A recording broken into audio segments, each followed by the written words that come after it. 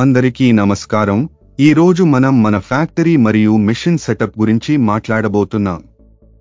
ఇది ఉత్పత్తులను మరింత సజావుగా తరలించడానికి మరియు మరింత సమర్థవంతంగా పనిచేయడానికి మాకు సహాయపడుతుంది.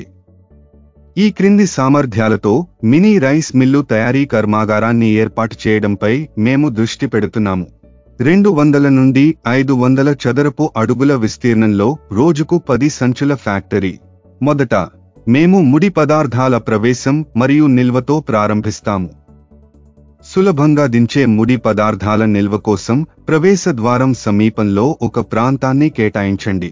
వరి నుండి రాళ్లు మరియు ధూళిని శుభ్రం చేసి బియ్యంగా మార్చడానికి ఒక మినీ రైస్ మిల్లు కోసం ఒక ప్రాంతాన్ని కేటాయించండి. అప్పుడు డీస్టోనర్ యంత్రాన్ని ఉంచండి. బియ్యంలో ఉన్న చిన్న రాళ్లు మరియు మిగిలిన ధూళిని శుభ్రం చేయడానికి ఈ యంత్రం ఉపయోగించబడుతుంది. తరువాత పాలిషర్ యంత్రాన్ని ఉంచండి. మంచి ఫినిషింగ్ బియ్యాన్ని పాలిష్ చేయడానికి ఉపయోగించే యంత్రం. అప్పుడు పాలిషర్ యంత్రం నుండి బియ్యాన్ని సంచిలో నింపి బరువును కొలవడానికి బరువు యంత్రాన్ని ఉంచండి. తరువాత ప్యాకింగ్ యంత్రం కోసం ఒక ప్రాంతాన్ని కేటాయించండి. ఈ ప్రాంతం ప్యాకేజింగ్ చేయడానికి ముందు తుది నాణ్యత తనిఖీ కేంద్రంగా కూడా పనిచేస్తుంది. నిష్క్రమణ సమీపంలో పూర్తి ఉత్పత్తి నిల్వ మరియు పంపిణీ ప్రాంతాన్ని కలిగి ఉండండి. సులభమైన ప్రాప్యత మరియు పంపకం కోసం ఏర్పాటు చేయడం.